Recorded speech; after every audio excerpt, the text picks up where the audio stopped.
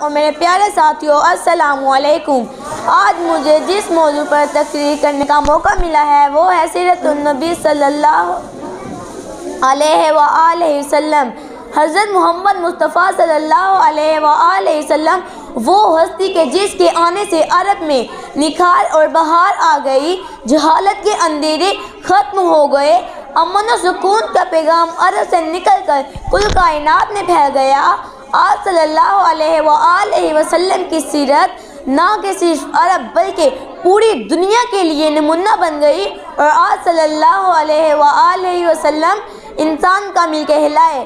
آپ صلی اللہ علیہ وآلہ وسلم بچوں، بوڑھوں، عورتوں، جانوروں، قوم در قوم، ملک در ملک، یہاں تک کہ بے جان اور نباتات کے لیے مثال بن کر آئے۔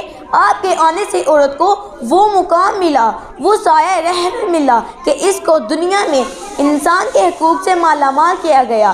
جو لڑکیوں کو زندہ درگور کرنے کا رواج تھا، اس کا خاتمہ بھی آپ صلی اللہ علیہ وآلہ وسلم کے اخلاق سے ہوا۔ آپ صلی اللہ علیہ وآلہ وسلم کی سیرت ہر طبقے کے بچے کے لیے عام تھی، جس کی مثال آپ صلی اللہ علیہ وآلہ وسلم کی زندگی کے بے شمار واقعات دیتے ہیں۔ چنانچہ ایک مرتبہ عید کی نماز پڑھ کر واپس آ رہے تھے کہ آپ صلی اللہ علیہ وآلہ وسلم نے ایک بچے کو دیکھا جو مایوسی کی حالت میں بیٹھا ہوا تھا۔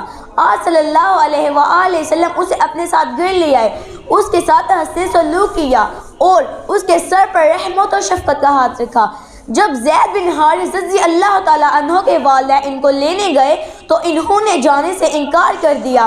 آپ صلی اللہ علیہ وآلہ وسلم کی سیرت ہر خاص کو عام کے لیے تھی۔ آپ صلی اللہ علیہ وآلہ وسلم کی بلند پایہ کی سیرت کا اعتراف نہ کہ صرف آپ کے ماننے والے نے کیا بلکہ غیروں نے بھی اس کا اعتراف کیا ہے۔ آپ صلی اللہ علیہ وآلہ وسلم ہمیں چاہیے کہ آپ صلی اللہ علیہ وآلہ وسلم کے نقشے قدم پر چلیں اور اسلام کے جھنڈے کو آپ صلی اللہ علیہ وآلہ وسلم کی سنت پر عمل کرتے ہوئے بلند کریں۔ خدا ہمیں اس کی توفیق دے، آمین۔